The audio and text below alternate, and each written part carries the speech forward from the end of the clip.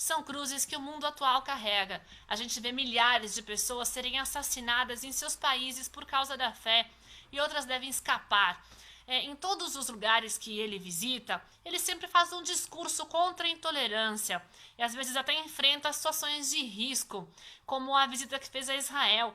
A senhora acha que os passos que ele tem dado ajudam a combater a intolerância religiosa? Sem dúvida nenhuma, as iniciativas do Papa Francisco são muito significativas para esse processo de superação da intolerância religiosa em nível mundial. O Papa não precisa nem chamar Francisco.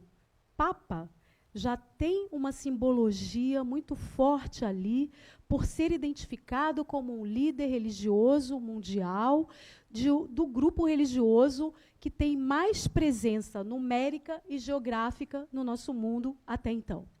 Então, a figura dos papas é uma figura historicamente reconhecida, simbolicamente reconhecida, e agora o Papa Francisco está dando mais sentido a essa carga simbólica, né? Porque a gente está presenciando um Papa muito preocupado em ser, acima de tudo, não um representante político, não um líder desse maior grupo religioso que a gente tem no mundo, que é a Igreja Católica Romana, mas um pastor. E eu não estou falando de pastor como aquela carga negativa que a gente tem visto nas mídias de algumas figuras. Mas a palavra pastor é uma palavra que vem da herança cristã daquele que cuida. Ele diz o tempo todo, eu sou um pastor, acima de tudo. Eu quero cuidar, eu quero exercer esse meu papel como cuidador. E ele está cuidando desse aspecto, sim. Mas é interessante a gente dizer que tem essa carga simbólica, tem esse poder político, tem esse poder que o Papa tem de atingir grandes grupos pela força que ele tem, obviamente, mas existem outros grupos religiosos que, na trilha do que o Papa tem feito, estão também realizando outros esforços e a gente precisa lembrar. Porque, muitas vezes, as nossas mídias carregam a força no Papa pela figura política que ele tem. Mas existem grupos que acabam ficando um pouco escondidos e não são muito enfatizados, e eu gostaria de lembrar um aqui com vocês, que é o Conselho Mundial de Igrejas. O Conselho Mundial de Igrejas é uma organização que existe desde o final da Segunda Guerra Mundial e que reúne igrejas do mundo inteiro. Hoje elas estão em torno de 346 igrejas, do mundo protestante, evangélico e do mundo ortodoxo. A Igreja Católica tem a postura de não aderir oficialmente, mas ela participa como observadora desse conselho.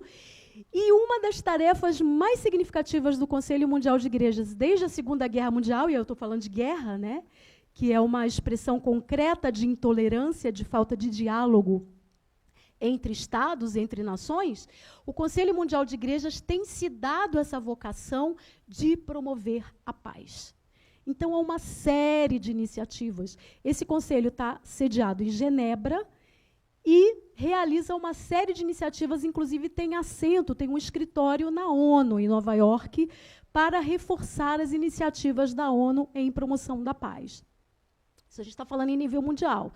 Se a gente vier para o Brasil, tem um monte de organizações que também trabalham, igrejas, grupos católicos, evangélicos, que também trabalham essa dimensão da promoção da paz. Existem as marchas contra a intolerância religiosa em diversas capitais do Brasil, promovidas pelos grupos de matriz africana, com o apoio de uma série de grupos de igrejas católicas, evangélicas, para tornar visível essa busca de superação. Um grande desafio para a gente é isso, tornar visível. Porque aí é que a gente não tem tempo aqui, mas eu vou lançar um desafio para a gente pensar. Quanto que as nossas mídias colocam mais lenha na fogueira da intolerância? Quanto que jornalistas, pessoas que promovem espaços de informação, de formação, de entretenimento nas nossas mídias, estão trabalhando pelo direito humano da liberdade de crer? Na verdade, o que a gente vê, e aí vocês sabem que embutida na minha pergunta já tem uma crítica, né? Que, na verdade, por exemplo, eu acabei de dizer que o Papa fica muito visível, porque é o Papa, mas os outros não ficam. Então, a gente, por exemplo, quando fala dos evangélicos, só conhece os evangélicos que causam problema. E aqueles que contribuem para a promoção da paz? E aqueles que trabalham para a superação da intolerância religiosa? As nossas mídias não têm dado espaço. Então, quando a gente fala de superação, não é só o Estado, o governo, que tem essa tarefa de superar a intolerância religiosa.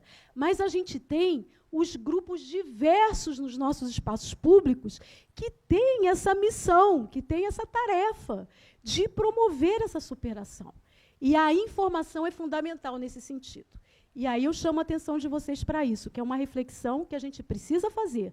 O lugar das mídias nesse processo de superação de intolerância.